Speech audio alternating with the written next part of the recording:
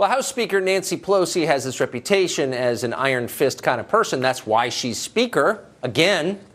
But all of a sudden, she can't seem to keep her own party under control at all. For example, yesterday, probably anticipating that the Mueller report will come sooner, there won't be collusion in it, Pelosi said that impeachment would be a bad idea, and even Adam Schiff agreed.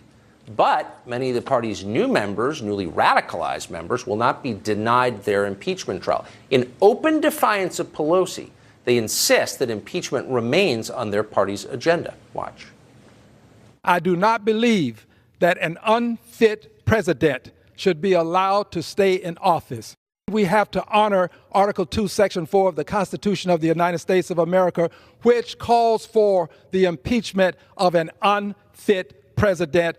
I support impeaching President Trump, and I think it's important that we talk about impeaching President Trump. Important that we talk about impeachment. Well, Maxine Waters has been talking about impeachment for many years now. She says that Democrats already have the evidence they need. This deplorable, despicable human being that occupies the White House should not be there. They say, Maxine, please don't say impeachment anymore. And when they say that, I say impeachment, impeachment, impeachment. It's just too amusing. Jonathan Harris is a Democratic political commentator, and we're happy to have him tonight. Jonathan, thanks a lot for coming on. So I guess the obvious technical, legal, constitutional question is being a, quote, despicable human being grounds for impeachment, would you say? It should be, but it is not. No, it is not. It's high crimes and misdemeanors, definitely. And oh, no, it's not. Okay. Just checking.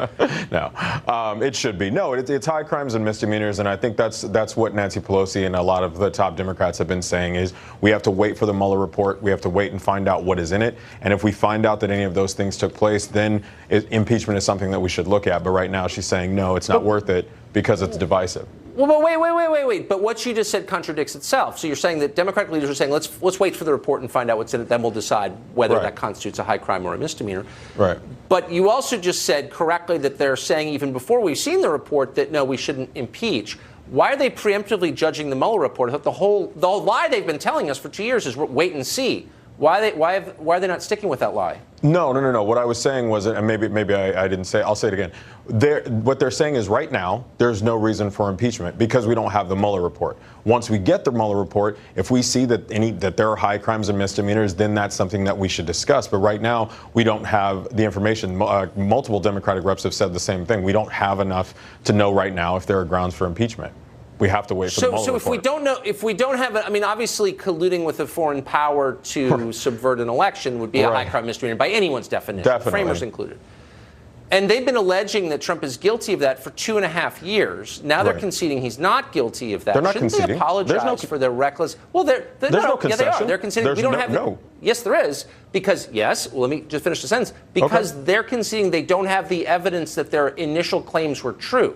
So they got way out over what they knew to be true, made these reckless claims, scared the hell out of America, and now 2.5 years later they can't prove it. So shouldn't they just apologize? Ashes and sackcloth. We were wrong. We are completely irresponsible, and we're sorry, America. That's absolutely not what that's not what they've done at all. What they said, they're not backing off, they're not conceding. They said right now it's not worth it. We don't have evidence to support that yet. We're waiting for the conclusion of the Mueller report.